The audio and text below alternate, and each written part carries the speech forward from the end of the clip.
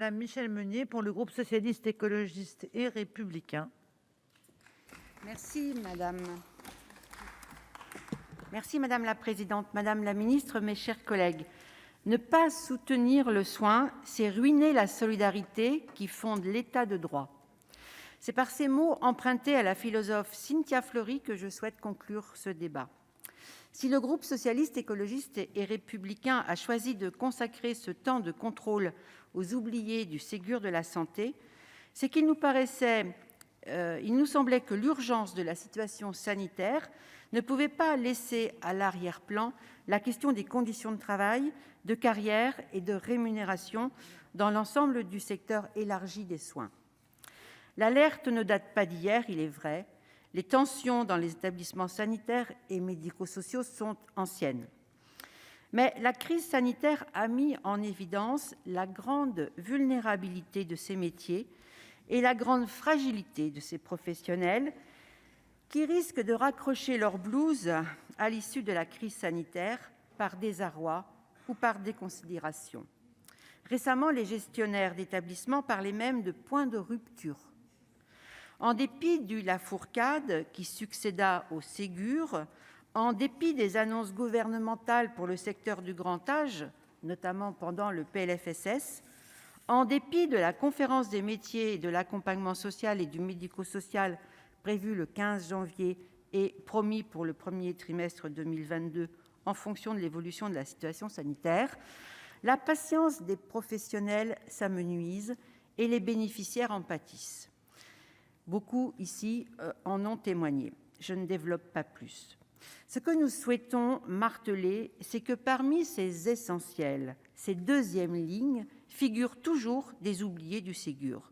Les animatrices et les animateurs de la territoriale dans les résidences autonomie, par exemple.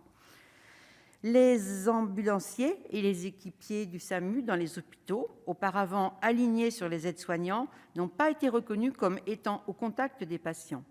Et d'autres ont été cités pendant ces diverses questions. Je profite donc de cette conclusion pour éclairer deux aspects peu évoqués jusqu'alors, en faisant deux pas de côté. Le premier aspect concerne l'embauche des faisans fonction pour compenser les difficultés de recrutement.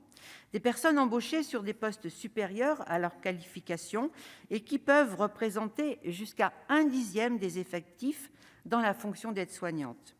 On assiste alors à un nivellement par le bas des métiers du soin, et c'est la négation même de ces spécificités de ces métiers qui s'apprennent et dont les compétences et les aptitudes sont sanctionnées par des diplômes d'État. Quel avenir peut-on promettre à des personnes faisant fonction d'aide-soignante ? Quelle passerelle, quelle perspective d'évolution ? Quel est le message renvoyé au personnel diplômé et aux rares jeunes qui se destinent à ces métiers ? L'évolution des métiers du soin a fait l'objet de nombreux rapports qui devaient servir de base pour une réforme ambitieuse du grand âge et de l'autonomie, mais je ne remuerai pas ici le couteau dans la plaie. Enfin, l'autre aspect que je souhaitais développer en conclusion concerne la mise en place des temps de réflexion sur les pratiques professionnelles. Et je suis persuadée qu'il s'agit d'une piste à creuser pour renforcer l'attrait de ces métiers du soin et de l'accompagnement du médico-social. D'autres métiers déjà le pratiquent, c'est le cas pour les éducateurs spécialisés, les assistantes sociales, et ces temps sont comptés comme du temps de travail, cela va de soi, et sont supervisés.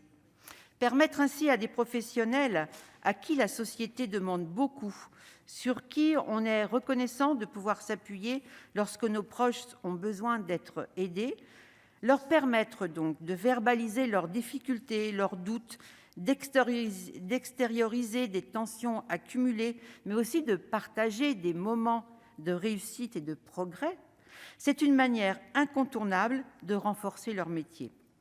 Et au-delà, je crois même que nous pourrions nous inspirer des pratiques initiées par Cynthia Fleury, encore elle, dans le secteur hospitalier, qui propose des espaces de réflexion éthique ouverts tant aux soignants qu'aux patients. Bien entendu, cet aménagement des temps de travail pour intégrer ces moments d'échange sur les pratiques ne pourra pas se faire à l'économie. Des embauches devront être réalisées pour ne pas condenser les tâches de prendre soin sur le temps professionnel restant. Vous le voyez, madame la ministre, mes chers collègues, la désaffection des métiers du prendre soin n'est pas inéluctable. Des pistes sont proposées et elles méritent autant d'attention que ces professionnels en accordent chaque jour à nos proches. Je vous remercie.